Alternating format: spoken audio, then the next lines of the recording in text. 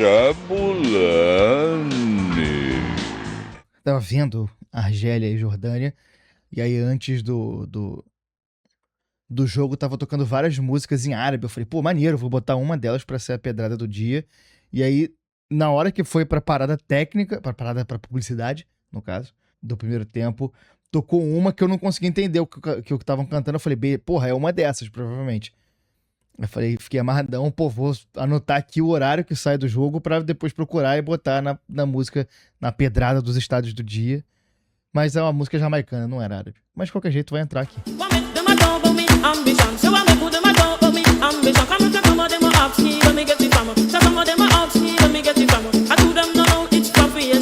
Terça-feira, 23 de junho de 2026, estamos no ar com o Hype de Copa, podcast diário de Copa do Mundo no YouTube e nas plataformas de podcast. Meu nome é Gustavo Angeléias, eu tô aqui com meu amigo Dani Hype para falar de tudo que aconteceu ontem na Copa do Mundo. Mais um dia histórico, porque a história esteve em campo, né, Dani? Boa tarde. Gustavo, hoje a gente precisa começar o programa agradecendo, né? Essa edição da Copa nos proporcionou algo memorável, que são esses jogos coincidentes dos grupos I e J. E a gente tem o prazer de, no mesmo dia, poder ver Messi, Mbappé e Haaland em campo, e o futebol fica sempre um pouquinho mais interessante do que já é quando eles tocam na bola, cada um à sua maneira. Um francês que é um dínamo da explosão e da velocidade, um norueguês que tem um toque de Midas, toda bola que ele chuta vira ouro, e um argentino com vocação para extraterrestre, né? Um gênio vivendo o maior ato de genialidade aos 38 anos. E talvez aquele recorde absoluto do Gilles Fontaine, que marcou 13 gols na Copa de 58, esteja a perigo pela primeira vez. E o simples fato da gente poder sonhar com isso já é um motivo para começar o dia mais feliz. Boa tarde, Gustavo. Boa tarde. Ontem foi uma noite realmente incrível, né? Eu até ontem, no programa de ontem, para quem ouviu, eu caí no golpe mental, no dibre da mente, de achar que ia ser um jogo tranquilo, mas nessa Copa do Mundo são raros os jogos realmente tranquilos, né? E a Argentina passou por uma certa dificuldade ali, teve o Messi perdendo o pênalti também, inclusive, informação aqui, é o terceiro pênalti que o Messi perde em Copa do Mundo, e o terceiro contra um país cujo nome é uma paroxítona terminada em ditongo, Islândia, Polônia e Áustria, percepção do Matias Pinto lá no Twitter. Eu tava pensando o que falar do Messi e tal, e tentando também, obviamente, não cair numa repetição, porque acho que se eu fosse tentar falar com as minhas próprias palavras aqui sobre o Messi, eu ia me repetir da última vez, porque eu não consigo. Primeiro, eu tenho uma certa dificuldade de entender o Messi, depois eu tenho uma dificuldade de colocar em outras palavras novamente. Aí eu fui buscar na literatura, na arte, e pensei, cara, será que o Galeano escreveu alguma coisa do Messi? Eduardo Galeano, escritor uruguaio.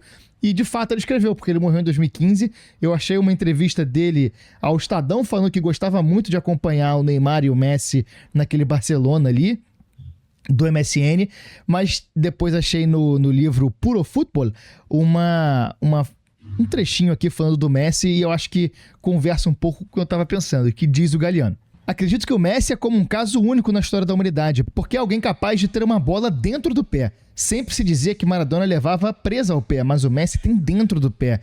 E isso é cientificamente inexplicável. Você vê que às vezes perseguem 7 ou 11 rivais para tentar tirar a bola, mas não tem jeito de tirar. Por quê? Porque buscam fora do pé e ela tá dentro. Agora, como pode caber uma bola dentro do pé? E aí, as dúvidas do Galeano e o uso da palavra inexplicável dão um pouco da dimensão do que é o Messi, porque se um cara como o Galeano, que era um observador tão perspicaz da realidade latino-americana e entendia tão bem coisas tão difíceis de se entender, como, por exemplo, Maradona. O Galeano é um cara que melhor explicou Maradona, na minha opinião. A crônica do Galeano sobre aquele Argentina 2-1 Inglaterra, ela explica exatamente aquela situação, mas vendo o Messi com o acúmulo de sabedoria que o Galeano tinha ali já perto do final da vida, ele não conseguia explicar, como é que eu vou conseguir explicar? Pra mim, não tem muito mais o que falar do Messi. Isso é lindo, né? Porque o Galeano escancara a subjetividade da arte, né? Nesse pequeno trecho que você leu aí. E o Galeano, que é um imortal no campo dele, né, deixa aberta a interpretação de que a arte tem, de fato, o potencial de oferecer a imortalidade ao homem, né? Tanto que, se a gente for pensar aqui, alguns artistas só alcançam esse conhecimento notório depois deles irem dessa para melhor. Então, não vão faltar exemplos, né? Então, nas artes plásticas a gente tem Van Gogh, Monet, Basquiat. Na literatura tem Kafka, vai ter o Herman Melville, que é o autor de Moby Dick. E até na música, o Tupac Shakur ganhou muito mais projeção depois de ter ido dessa para melhor.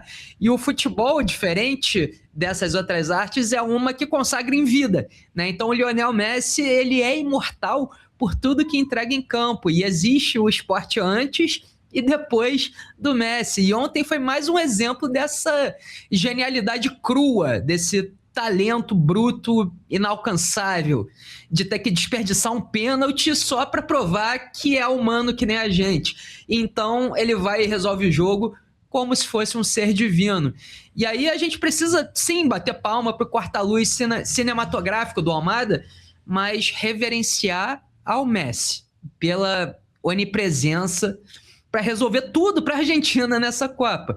Então o mundo produziu Mozart, Beethoven, Tolstói, Hemingway, Picasso. No campo do surrealismo, tá lá, Salvador Dalí e Lionel Messi. É muito impressionante mesmo, cara. Não, e é engraçado você entrar nessa da arte, porque acho que a gente pode extrapolar isso pro futebol, né, cara? A gente tem frases, eu não vou saber quem falou essa frase, mas que o jogador de futebol morre 2 vezes, né? Quando se aposenta e quando ele parte dessa pra melhor de fato.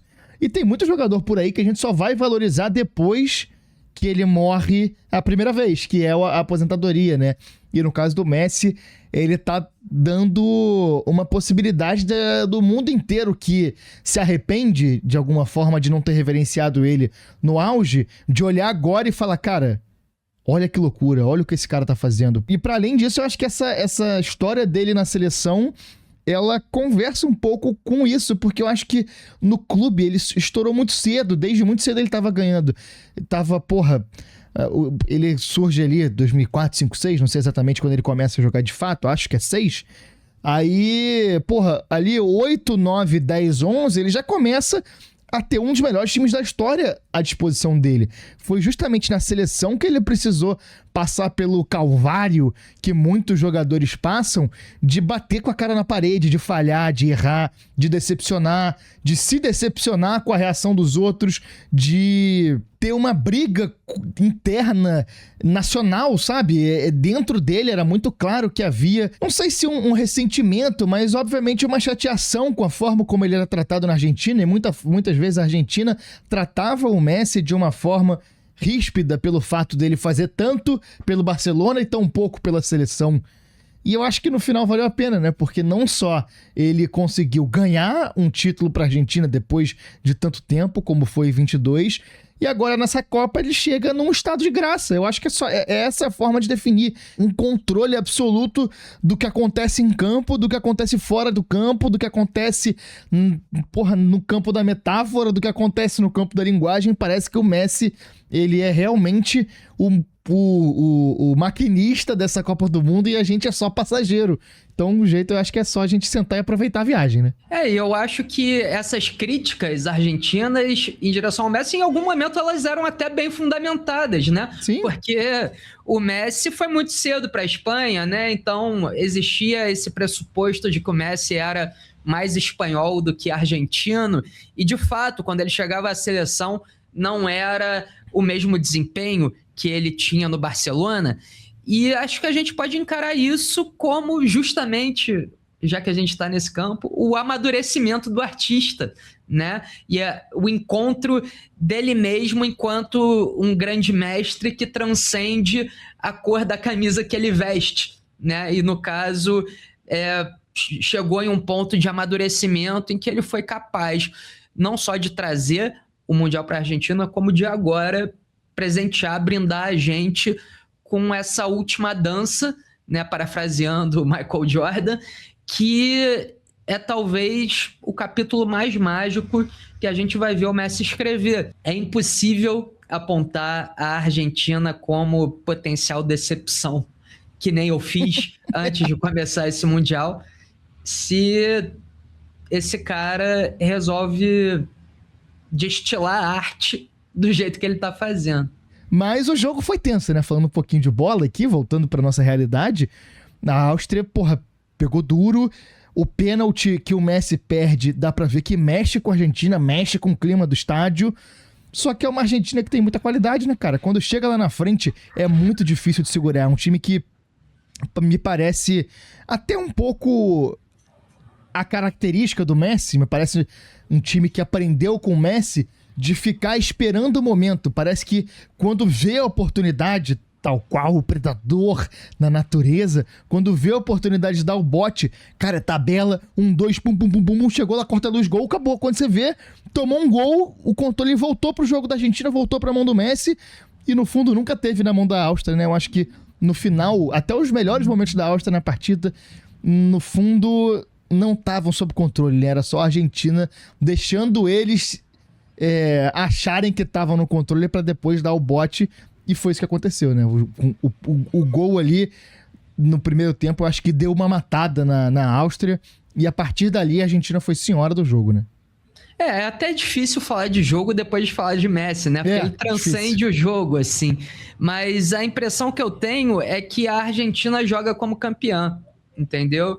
Existe já essa tranquilidade e essa calma de quem já levantou a taça, né? De entender que já foi possível antes morder no momento correto e as coisas darem certo no final, né? E tem de fato esse quê predatório, né? De rodar a presa, de oferecer um fio de esperança só para tomar isso de volta no final. A Áustria foi muito bem defensivamente, né? Mas eu senti que não ameaçou tanto a Argentina assim lá na frente. E aí, quando os lapsos de genialidade vieram, né? E de novo, acho que eu vou chamar a atenção para o Almada, porque é brilhante o quarta-luz dele pro primeiro gol do Messi. E aí, depois que você toma um gol daquele, do mesmo cara que perdeu o pênalti, qualquer tática, qualquer prancheta vai, né, de arrasta, sacou? Não tem muito o que fazer e a Áustria só sucumbiu de pé, eu acho, mas sucumbiu ao talento bruto que, por melhor que seja essa geração austríaca, ela não chega nem perto de ter. E acho que de pé é de fato a melhor maneira de aplaudir o Messi. A única coisa de jogo que eu acho que eu queria falar aqui é que o jogo teve vivo, né? Aquela coisa, você pode ter toda a genialidade do mundo, pode fazer lindos gols, mas você tem que matar o jogo. E a Argentina deixou o jogo vivo até o final, até que o Messi foi lá e matou. Se ele é capaz de ser gênio, ele é capaz de ter raça também, né? Isso também, ele ainda agrega isso ao jogo dele. A outra partida podemos passar ou ainda queres hablar de Messi? Não, podemos passar. A gente ainda vai ter muita coisa pra falar dele nessa Copa do Mundo, né? Porque todo jogo que ele aparece, ele faz alguma coisa digna de nota. E aí, a partida da madrugada, que eu achei que eu ia refugar e não refuguei, estive lá assistindo a partida inteira, foi Argélia e Jordânia. Informação da Casa TV é que é o quarto confronto entre países árabes na história das Copas do Mundo. Tivemos em 94, 98 e 18. Não anotei os jogos, peço perdão. E agora, esse quarto. Você, querido ouvinte, pode até pensar que vai ter um na próxima rodada, mas o Irã não é considerado um país árabe. Então, Irã e Egito não entram nessa estatística. Cara, a Jordânia Cara, se eu tivesse que descrever um estreante em Copa do Mundo fazendo bonito, mas se ferrando, eu acho que eu descreveria essa Jordânia, né? Um time que chega sabendo o que quer fazer, um time que chega organizado, mas falta muita qualidade, falta muito material humano, falta experiência de disputa nesse nível, falta muita coisa. E a Argélia, mesmo sem ser brilhante, consegue empatar, né? Consegue virar, consegue o resultado importante para ir para a última rodada sonhando em classificar. E o sonho tá bem perto de virar realidade para essa Argélia, né? E assim, eu acho que eu preciso começar a análise desse jogo com a frase do usuário JP O Pedro no X. Abre aspas. Lucas Zidane é o pior nepo baby da história do futebol. Fecha aspas. Assim, talvez seja até duro demais, né, com o Lucas Zidane, porque a gente já viu cada bagre que veio do Olimpo do futebol, né? Mas eu acho inevitável não traçar um paralelo entre os Zidanes com o Rei Pelé e o filho dele, o goleiro Edinho. E o Edinho, coitado, muito melhor que o Lucas Zidane debaixo das traves. Cara, a Argélia jogou mal demais ontem. Jogou muito pior do que jogou contra a Argentina, inclusive. Eu esperava bem mais da Argentina, né? No momento da Argélia, no momento que o jogo argelino funcionou contra a Argentina, eu falei, pô, tem alguma coisa interessante aqui, vamos ver contra a Jordânia, porque vai ter espaço pra jogar. E ontem foi um time pouco criativo, fácil de ser marcado, os bons jogadores que essa Argélia tem sem conseguir desenvolver o jogo, o principal, que é o Aït-Nouri, pra mim, que joga muita bola, tô impressionado com o que ele tem feito nessa Copa do Mundo. Não me pareceu inteiro fisicamente, durante vários momentos ele pediu atendimento, inclusive na primeira parada pra publicidade eu achei que tinha sido... eu achei que ele ia sair, tanto que voltou o jogo, eu comentei com um amigo meu, falei que, cara, pô, saiu, que merda. Aí depois ele veio, ele saiu, não tá no SofaScore. Eu falei, não, saiu, não é possível. Ele caiu em campo e o juiz forçou a parada técnica ali naquele momento, mas não, ele ficou em campo, mas sem conseguir, me pareceu que não tava inteiro. E aí o Guiri, apesar do gol, também achei pouco criativo, as jogadas do Mahrez não funcionaram. Quem foi bem nesse time da Argélia, eu achei... Foi o 22, o Maza, o Ibrahim Maza. No segundo tempo, as coisas fluíram para ele.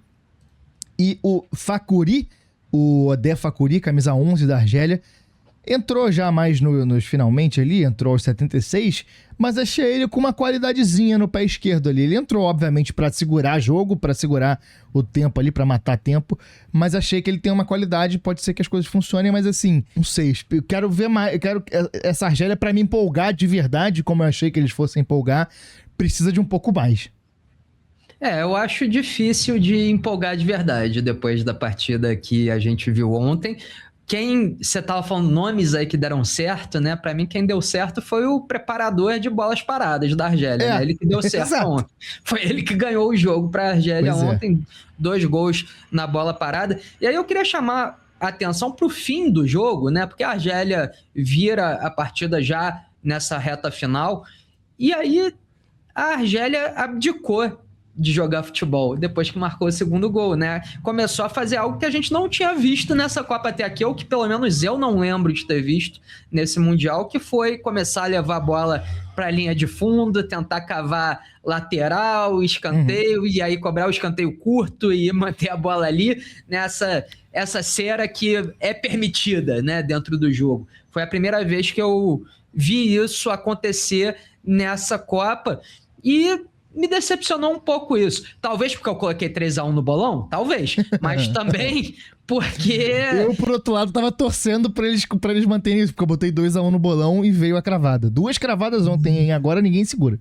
Pois é, mas também porque eu sinto que esse time da Argélia é muito melhor que o time da Jordânia e que não deveria se prestar a esse papel, saca? Sim. Então, me deixou um pouco decepcionada a atuação, de modo geral, da Argélia. O Lucas Zidane, coitado, né? Vai ter que, além de viver na sombra do gênio que foi o pai, ainda é um goleiro mais ou menos pra caramba também. Nem acho que a falha dele ontem foi uma falha, assim. Achei pior a atuação dele no jogo contra a Argentina, mas também acho que ele já fez a caveira dele, né? Durante a competição. Vai ser difícil dele se recuperar disso, talvez com um jogo brilhante na última rodada, algo assim, mas ainda assim difícil. Agora, a Argélia potencialmente se credencia aí para ficar entre os terceiros colocados, né?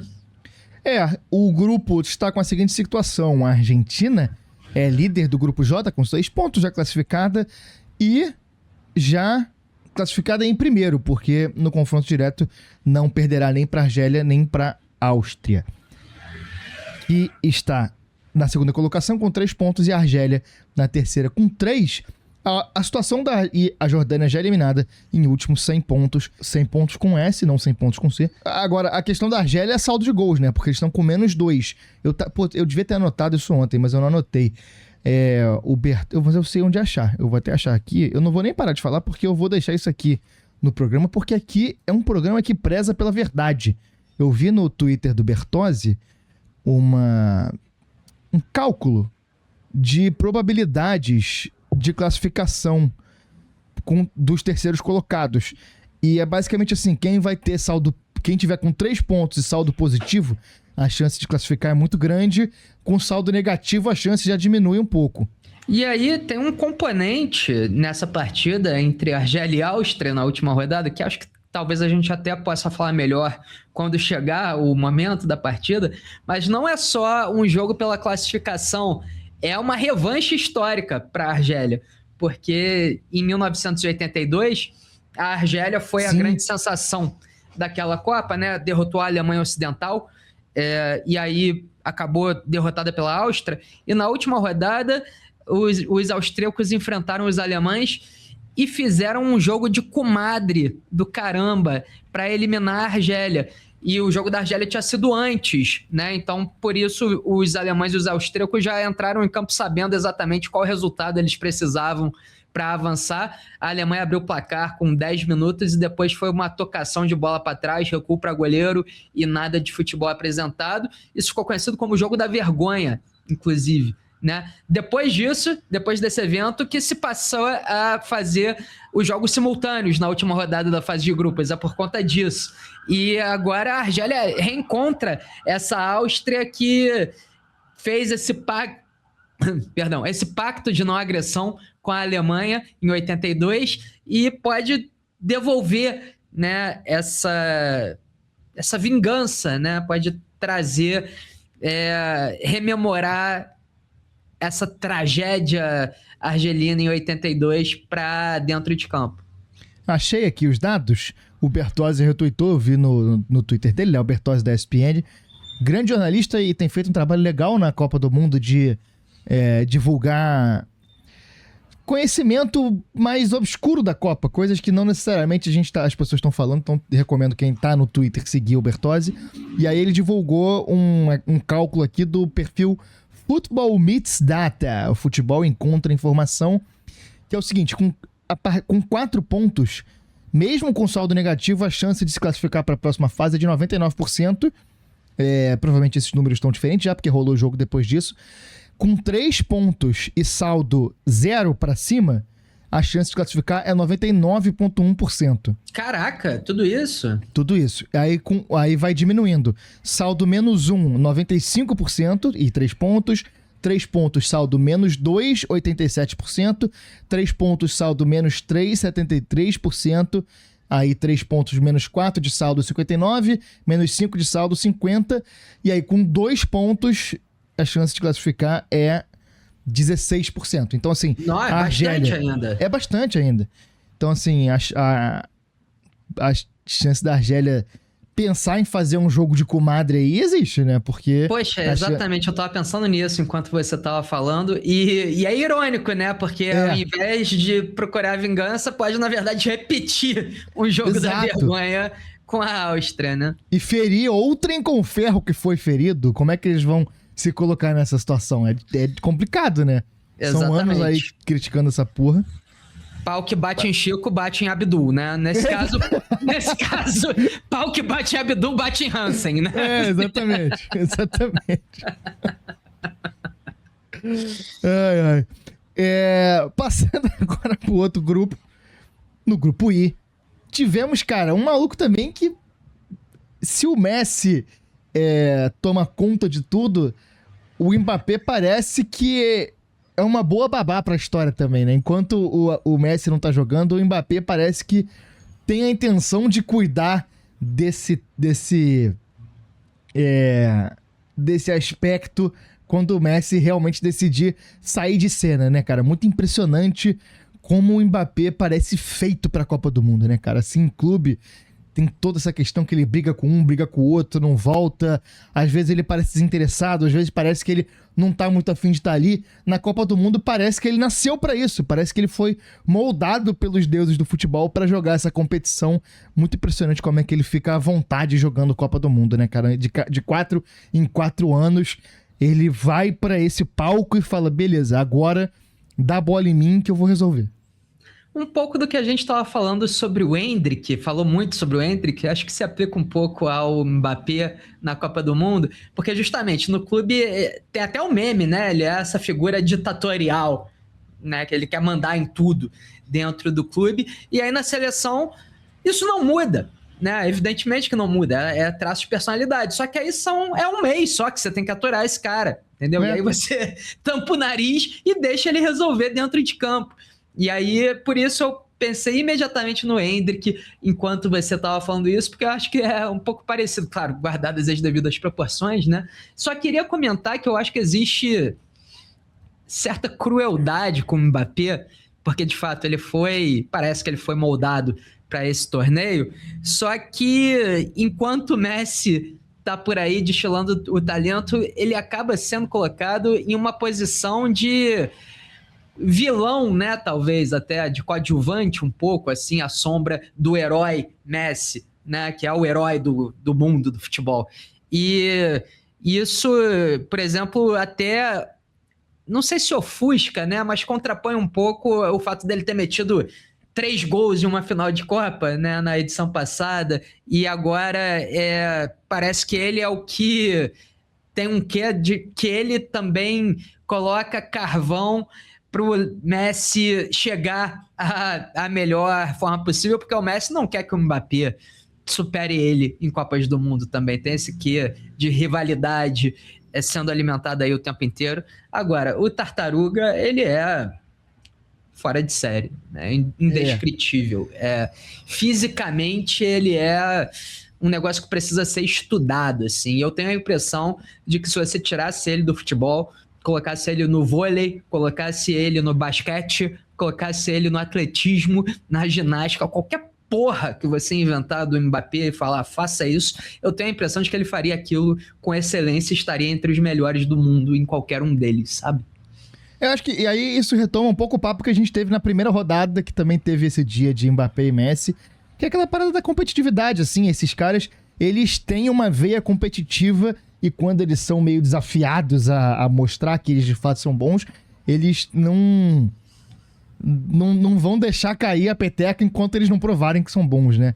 E aí, nessa partida, pela primeira vez, a gente teve um elemento que nessa Copa não tinha acontecido, que foi as chuvas bizarras e os protocolos de segurança dos Estados Unidos. Foi a primeira partida que teve o chamado weather delay, o atraso pelas condições climáticas, e foi um daqueles, né? 2 horas, mais de 2 horas de interrupção, e isso pode mudar a dinâmica dos jogos, né, cara? Pode ter interrupções bem grandes e é o tipo de coisa que pode igualar os jogos, né, cara? Alguns jogos com mais diferença técnica e tática e tudo mais, pode ser até mais igualado. Esse jogo, por exemplo, obviamente ele não mudou depois que voltou, mas o ritmo que ele volta depois do weather delay é completamente diferente, assim, é outro jogo, outra partida, o que é lógico que acontece, né, porque os jogadores ficaram 2 horas parados, tiveram que reaquecer depois de ter esfriado e tal,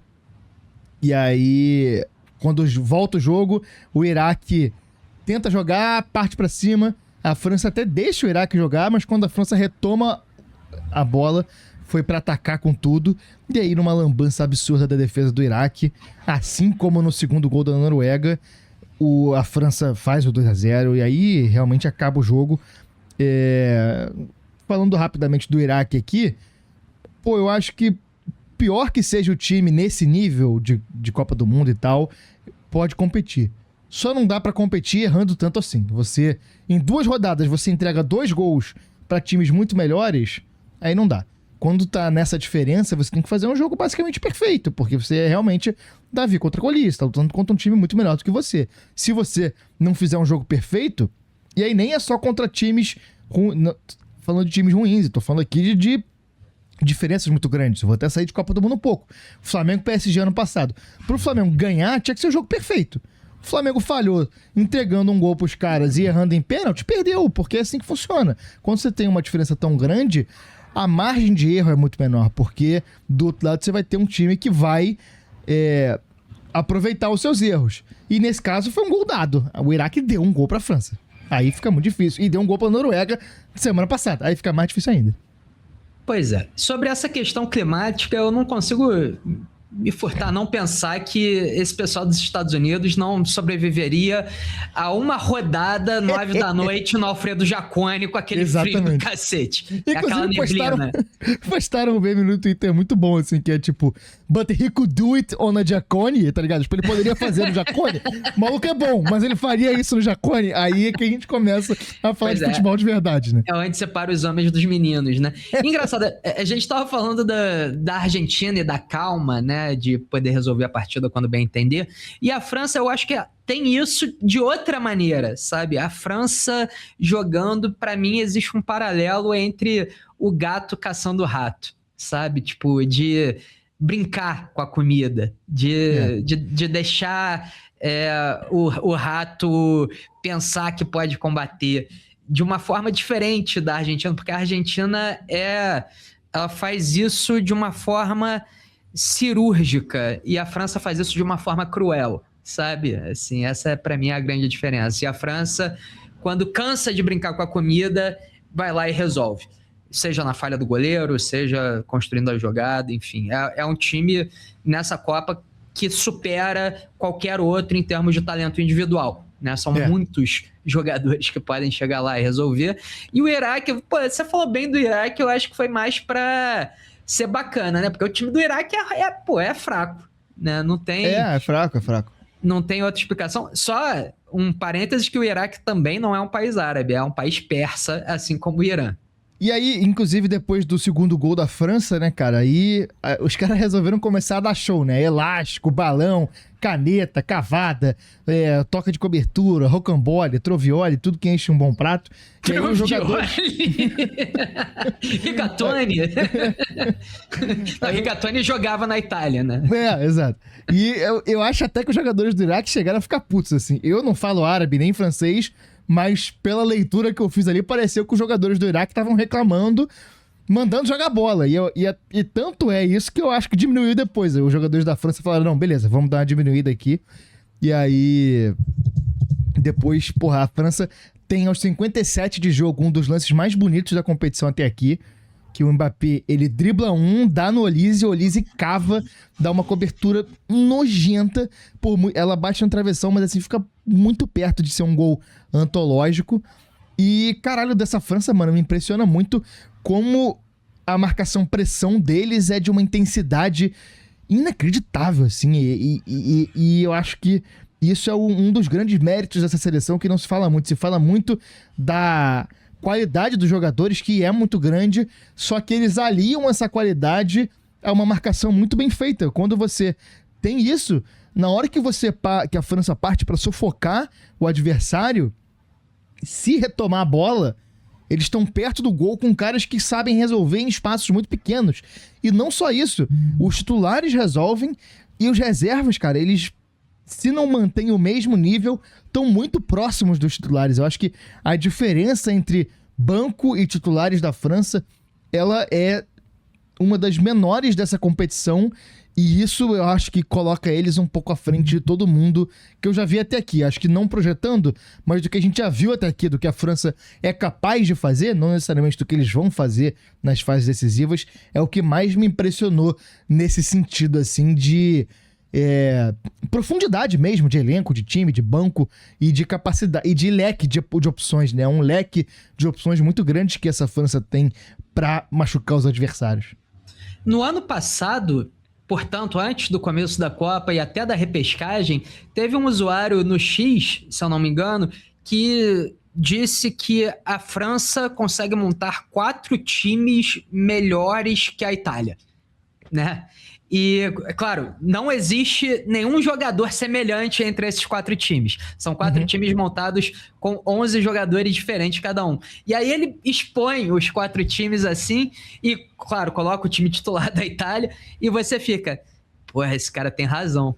Né? Assim, realmente, os caras são capazes de montar 4 seleções ultra competitivas, sendo que pelo menos 2 delas estão no topo do mundo, assim, né? São indiscutíveis. E você mencionou que o Iraque ficou meio puta até, mas é porque eles fazem isso, essa mágica, sem deixar um tom meio blasé, né? Blasé, que é uma palavra francesa, e parece que foi calcada para definir esse time da França. É uma coisa meio nonchalant mesmo, né? Meio blasé de... sim, é porque eu sou bom foda demais. Isso aí.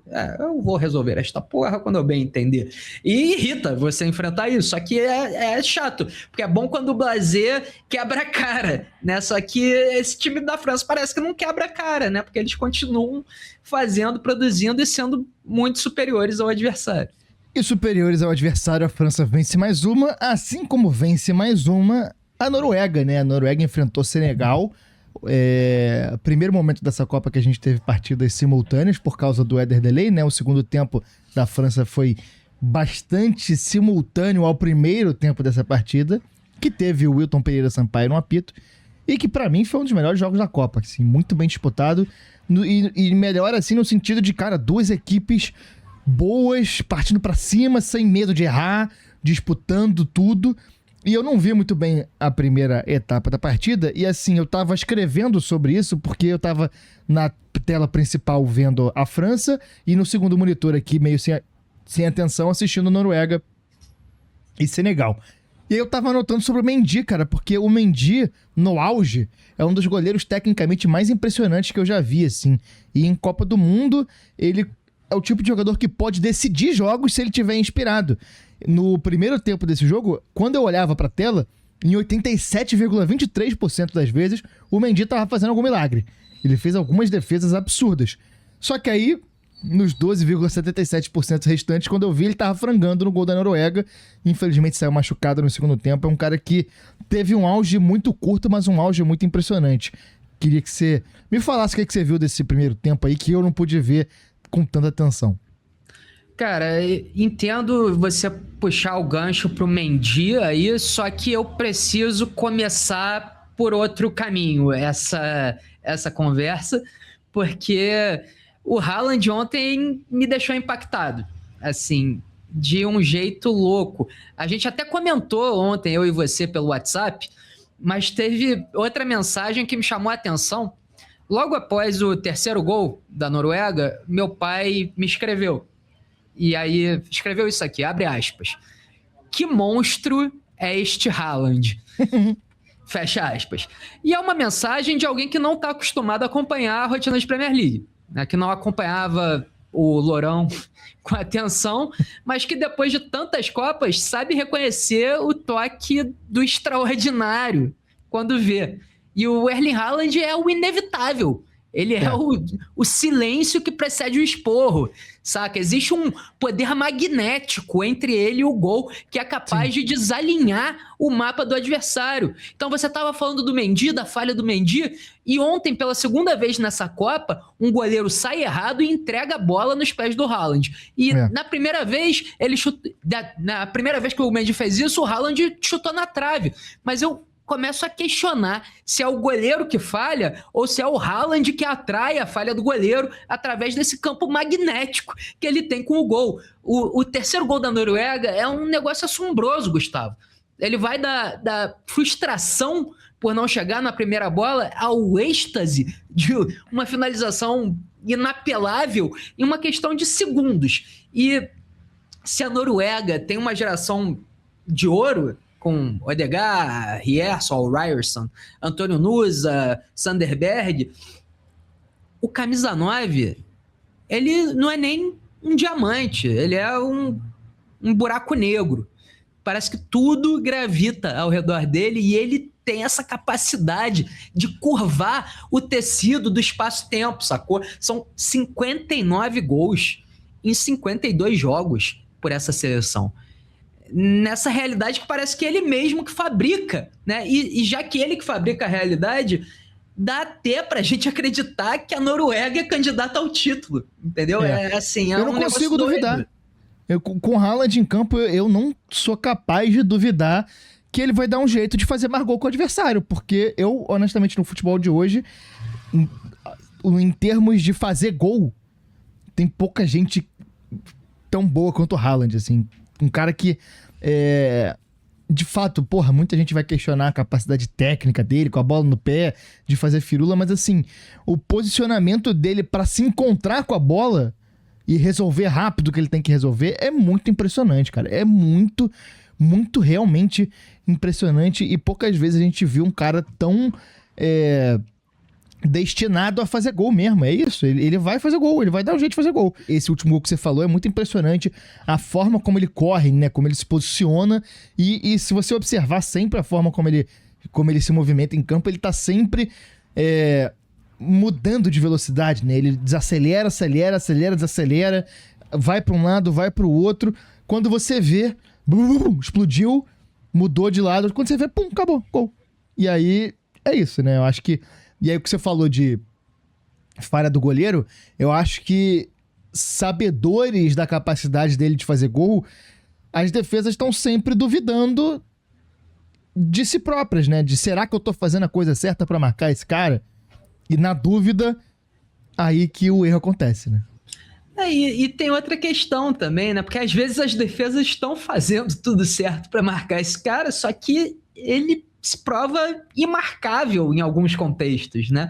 E não tem base um cara desse tamanho, daquela força, daquele tipo humano, ter a velocidade, a aceleração e até controle certo corporal também, né? Pois é, ele requebra, assim, dentro de campo, entendeu? Ele consegue mudar de direção em uma velocidade assustadora, ele breca, ele pausa, ele entende, ele se reposiciona, e ele precisa de um toque, né, cara? É um toque que ele precisa para fazer mágica. O terceiro gol é coisa de louco, Gustavo. Assim, parece que ele... É uma finalização difícil pra cacete, assim. E Sim. não só ele desempenha muito bem, como ele desempenha da melhor forma possível, né? Porque ele coloca a bola, assim, num lugar inalcançável, né? Inapelável mesmo. É um prazer ver esse cara jogando, e é um prazer ver os três jogando, o Messi, o Mbappé e o Haaland, justamente porque cada um deles faz arte, que eu acho que é a palavra central desse episódio de hoje. Cada um deles faz arte à própria maneira. Não, é isso aí mesmo. E o Haaland, ele me parece, às vezes, na matemática não tem aquela parada de mínimo denominador comum, né? Que é tipo... Você mínimo... quer reviver esse trauma mesmo aí com a gente? Quero. Daqui a pouco vai falar de logaritmo também, essas merdas. É porque o Haaland, ele me parece que ele tem um computador dentro da mente dele que calcula o caminho mais rápido pro gol, sabe? É uma reta entre ele e o gol. Ele vai traçar um caminho porque é isso, ele vai se colocar no lugar pra fazer o gol e não vai ter desvio. É uma reta entre ele e o gol e sai da frente, né? Quem tiver na frente é melhor sair porque ele tá vindo. Grande vitória da Noruega. Se o time pretende chegar longe, eu acho que tá seguindo uma cartilha de time candidato a isso. E teremos um Noruega e França, né? Teremos um Noruega e França que vai ser um jogo de titãs aí. Eu acho que poderia ser, mas perde um pouco no fato de ser o terceiro jogo, né? Eu acho que é capaz dos times não levarem pra guerra todas as armas que eles têm, né? Mas eu acho que é um pouco diferente, apesar de ser o terceiro jogo, é diferente do Áustria e Argélia que a gente estava falando antes, porque os dois times querem a primeira colocação do grupo aí, com certeza, né? Então, tenho bastante certeza de que eles vão entrar em campo buscando a vitória, as duas equipes. Até porque Mbappé e Haaland são do tipo de jogador que não se contentam em fazer um jogo de comadre. Exatamente. Isso porque eu não confiava na Noruega, hein? Tudo fudido. Mas a assim, gente tá aqui pra morder a língua mesmo, né? exatamente. E que bom, né, cara? Mas assim, passando um paninho pra mim, a minha pinimba com esse time era a defesa, que eu acho que ainda é bastante exposta. Mas eu subestimei o quanto esse time é capaz de matar jogos em poucas oportunidades. Agora, Senegal foi muito bem também, Muito né? bem, A gente muito bem. acabou levando pro lado do Haaland e o Senegal ficou no segundo plano. Só que Senegal não merece tanto esse segundo plano quanto a Áustria mereceu ontem, né? Porque Senegal, de fato, tentou. E tem um time interessante, Senegal, tanto que eles chegaram à Copa colocando como norte as quartas de final. Né? Inclusive, quando perdem da França, o Koulibaly dá essa entrevista ao final da partida, dizendo que eles estavam muito frustrados porque colocaram na cabeça que chegariam às quartas de final e aquela derrota impactava diretamente os planos. E agora, novamente, essa derrota para a Noruega impacta os planos. O Senegal ainda enfrenta o Iraque na última rodada e pode sim avançar a próxima fase. Aliás, é bem capaz que avance, né? Com uma ganhar vitória, e fazer fazendo saldo. Exatamente. Se ganhar bem, tem grande chance de avançar. E tomara que avance, porque é um time interessante mesmo. Gostei muito do que eu vi desse Senegal nessas duas partidas. Tomara que consigam avançar. Como a gente disse, França e Noruega com 6 pontos no grupo I vão se degladiar na última rodada pela primeira colocação. Senegal e Iraque com 0 ponto se enfrentam na última rodada. França e Noruega, Senegal e Iraque. Senegal, se ganhar, com um bom resultado, tem boas chances de avançar para a próxima fase. E aí, hoje a gente vai ter um retorno aqui do que merda que deu hoje, né? Que a gente tava com esse quadro um pouquinho adormecido, Dani. E hoje volta com tudo aí. Tem que falar de merda que deu nessa Copa do Mundo, né? Pois é, os Estados Unidos deixaram a gente acreditar que as merdas já tinham passado, mas é evidentemente que mais uma vez estávamos enganados a respeito disso. O Egito, né, que jogou uma bela partida contra a Nova Zelândia, conquistou a primeira vitória em Copas, por uma questão de logística, pediu para ir direto para Seattle, né, sair de Vancouver, onde foi a partida, e ir para Seattle, onde será o próximo jogo contra o Irã, por uma questão de descanso dos atletas, né, de poder proporcionar esse tempo ocioso entre as duas partidas da melhor maneira possível, sem um deslocamento muito grande. Ao passo que os Estados Unidos não permitiram, né? O pessoal de Seattle não permitiu que o Egito ficasse na cidade, não garantiu a permanência da delegação egípcia na cidade até a partida contra o Irã. Portanto, ao invés de seguirem para Seattle, os egípcios foram obrigados a retornar à base deles, que fica em Spokane, a uma cidade a 450 quilômetros de Seattle. Portanto, o acúmulo de quilômetros percorridos vai aumentar significativamente. O Egito terá que chegar mais cansado, obrigatoriamente, na partida diante do Irã.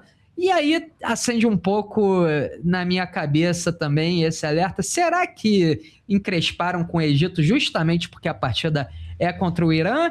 Ou será que não? O que você acha, Gustavo? Cara, eu acho que não, porque o Egito... Quer dizer, não sei, né? O Egito é um país muito falando de política, né? Diplomaticamente é um país muito importante na região ali. É um país que volta e meia atua como mediador, um país que serviu como mediador do conflito Gaza-Israel. Assim, grande parte das mesas de negociações contavam com mediadores egípcios ali. É um país que faz fronteira na situação e tal. Então, talvez seja por isso, não sei. Talvez possa ter influenciado a partida contra o Irã na visão deles, mas eu acho que talvez já teria isso de qualquer forma. Vamos definir a personalidade do dia? Cara, eu acho que a gente tem um compromisso aqui com o nosso programa de dar a personalidade do dia de hoje, 23, do dia 22, né? De junho, no programa do dia 23, para a chuva da Filadélfia. Perfeito. Eu estou de acordo, inclusive tinha pensado nisso já para sugerir, porque é uma sacanagem a gente ter que conferir a um dos três, né? Exatamente, tem que decidir, né? Não, e também que se toda vez que forem jogar a gente Então for vamos dar... pela escolha covarde de escolher a chuva como a personagem. Exatamente. Então ganhou a chuva da Filadélfia. E em segundo lugar, empatados Messi, Haaland e Mbappé, de uma maneira bem covarde, como no Zé característico. Perfeito. Esse programa é calcado na covardia. Exatamente. A agendinha de hoje, agora, daqui a pouquinho da gravação, às 14h, no horário de Brasília, Portugal e Uzbequistão se enfrentam em Houston, todos os olhos na crise da seleção portuguesa, né? Comentários no Instagram, esposa de jogador falando e pergunta em coletiva, a situação está pegando fogo na seleção portuguesa. Vamos ver como é que vai ser, porque é um jogo que Portugal tem obrigação de ganhar. Perfeito. E se a gente teve um dia anterior com 3 lendas do esporte destilando talento, isso com certeza coça um pouco da alergia no Cristiano Ronaldo, Com certeza. Com certeza, resta saber se ele tá em condições de fazer o que ele acha que ele tá em condições de fazer. Veremos, daqui a pouquinho. Daqui a pouquinho. Pelo mesmo grupo K, no estádio de Akron, no México, temos Colômbia e República Democrática do Congo, dessa vez com o nosso Patrício Lumumba da galera. O Michel Emboladinga estará no estádio, já chegou ao local, terminou de cumprir o protocolo sanitário por causa da crise de ebola, então estará na partida. Tô prevendo um jogo interessante aí, acho que vai ser um empate com gols. Pelo grupo L, Inglaterra e Gana entram em campo em Boston às 17h de Brasília. Hoje é dia de Harry Kane. Hoje é dia de Harry Kane. E às 8h, Panamá e Croácia entram em campo no Toronto Field. E aí esse grupo aí é interessante, né? Porque a Croácia perde para a Inglaterra na primeira rodada e hoje provavelmente deve ganhar do Panamá. E Gana fez uma partida muito ruim contra o Panamá, apesar de ter saído vitoriosa. Então hoje se espera um duelo em que a Inglaterra potencialmente vai levar a melhor. Só que isso leva a uma terceira rodada onde teremos Croácia e Gana, que eu acredito que vai ser um jogo de pegar fogo, assim. Eu também acho. Acho que vai ser bem interessante. Esse foi mais um Hype de Copa, sua companhia diária para se empolgar com tudo que acontece na Copa do Mundo, na maior competição que esse planeta tem o privilégio de assistir a cada 4 anos. Todos os dias estamos ao vivo. Todos os dias estamos no YouTube e nas demais plataformas de podcast. Pedimos a sua ajuda para chegar em mais ouvidos. Se inscreve no canal, segue no Spotify, indica para os amigos e a gente pede também para você comentar aqui no YouTube ou no Spotify, porque o programa de amanhã será o Divã da Amarelinha, porque temos o Jogo do Brasil. A gente vai repetir aqui a nossa tradição, que deu errado na primeira vez, mas dará certo dessa vez. Então, comenta um Vai Brasil, comenta um Brasil aí, alguma coisa, pra gente saber que a gente tá falando com alguém. Grande abraço pra todo mundo que tem comentado, abraço pra Bruna Félix, que apareceu aí, que sempre me dá a maior moral do mundo. Fico muito feliz. E segue a gente nas redes sociais também, porque a gente está replicando conteúdos daqui, lá e fazendo coisas além também. Eu estou no Instagram como @gangeleias, @GANGELEAS. E eu sou @ODaniHype no Instagram. E queria encerrar minha participação aqui hoje fazendo um convite. Vivam a arte, né, pessoal? Vivam a arte nessa Copa do Mundo. Grande abraço. Até amanhã.